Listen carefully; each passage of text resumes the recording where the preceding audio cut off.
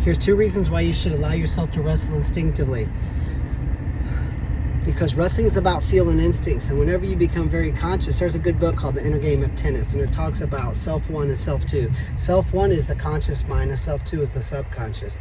Well, you want to wrestle instinctively, and let's just say subconsciously. You cannot do that if you worry. You cannot do that if you're trying to maybe map out the wrestling match and guarantee victory. You cannot do that without just having faith. That's the reason we're taught to have faith in our training and trust that in the end it's going to happen for us.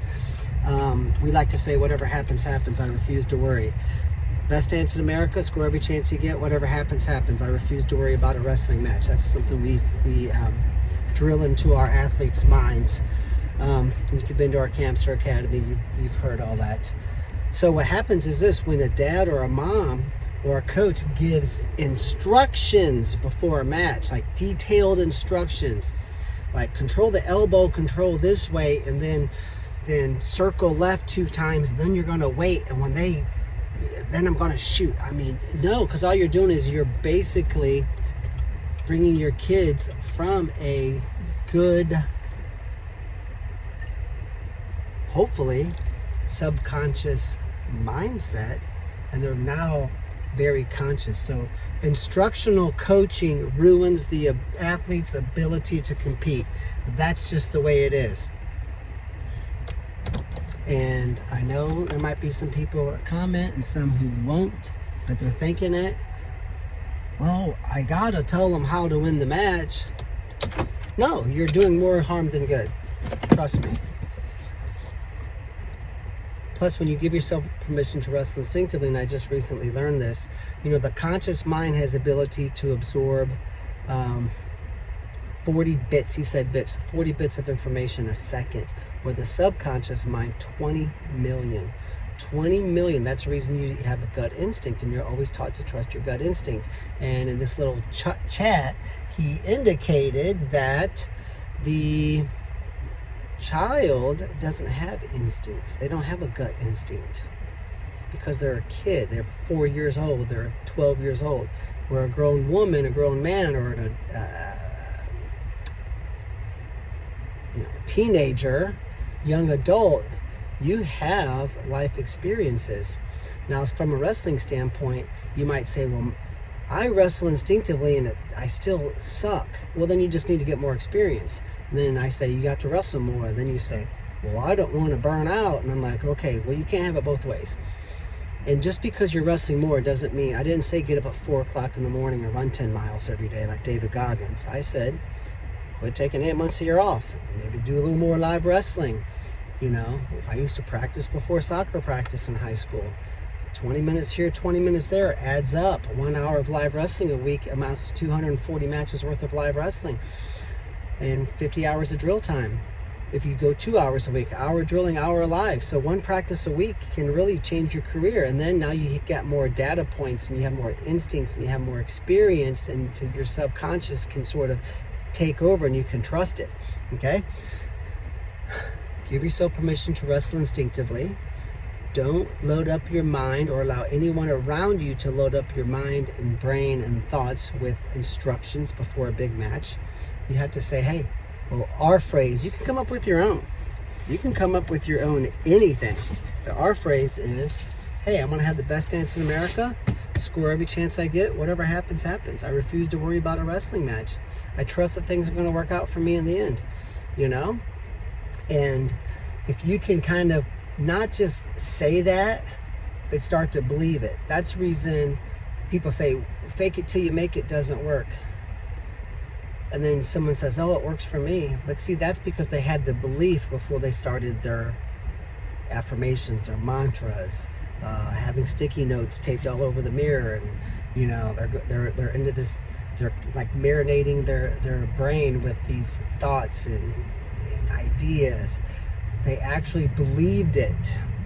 And people who don't believe their self-talk or maybe their approach to winning matches, you can say best dance in America, score every chance I get, whatever happens, happens. I refuse to worry about a wrestling match. But if you're scared shitless and you're worried about a wrestling match, it's not going to work. So at the end of the day, you actually have to believe that, hey, being scared and nervous and terrified before a match, that leads me to try to map out the instructional side of wrestling so that I can, quote, guarantee victory. Or maybe you have a nervous dad who's trying to alleviate his nerves. Because like we say, hey, it's like at camp. If the kid's homesick, I can handle that. But if mom and dad, specifically mom, is homesick, it's over, right? If the kid's a little bit nervous before a match, and being a little bit nervous is normal, it's never going to not be, right? It's a call to action. It means your A game is required. Being nervous is good. It's never not going to be the case. It's actually a good thing. But if you allow your nervousness to cause you to go into this big threat response and this fear pattern way of thinking, and then you as the coach, if the coach is terrified, it's over. If mom and dad are terrified, it's over. No one can help the athlete. So the goal is for the parents and the coach to be on the same page, and then we're going to try to educate the athlete so they can have a very healthy perspective on athletics, and they understand that we're signing up for a competition, not a guarantee. And once they actually start to relax and have kind of this mental frame, this maybe paradigm shift, I think is the correct phrase for how they think about success and failure, then coming up with your approach. I like the guy Van Ness from Penn State. He says, all I think about is move forward, score points. That's what I tell myself 100 times a week. He said repeatedly, that's on repeat. That's what I tell myself. Move forward, score points. That works for him. That may not work for you. Okay? That may not work for you, but it might. So when you come up with your own strategy or approach, that can hopefully help trigger you to allow yourself to wrestle instinctively, then you start to repeat that. But the change has to take, you have to believe that this is true. And we know that a lot of stress and anxiety causes the prefrontal cortex, the front part of your brain, to shut off. And that's kind of the quick decision-making center of your brain. So, you've got to have a healthy perspective. You've got to be putting in the time that you feel like, hey, I have a chance of winning this match. You can't fake your way through that. You can't take those shortcuts. And then you have to come up with some strategy and a way of thinking that allows you to sort of lock in. And we like to say, give yourself permission to wrestle instinctively. And wrestling instinctively is kind of like, you go into like maybe a flow state.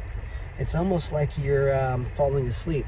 You don't force yourself to go to sleep. You remove the barriers to entry, the barriers that allow you to enter into a deep sleep, to drift off. So you want to alleviate those barriers to competition and wrestling instinctively.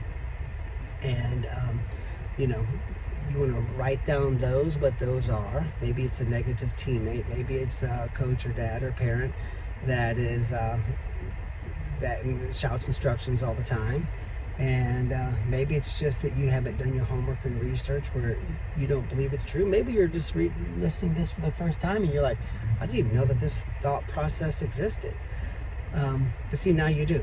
So giving yourself permission to wrestle instinctively is absolutely vital. There's a couple of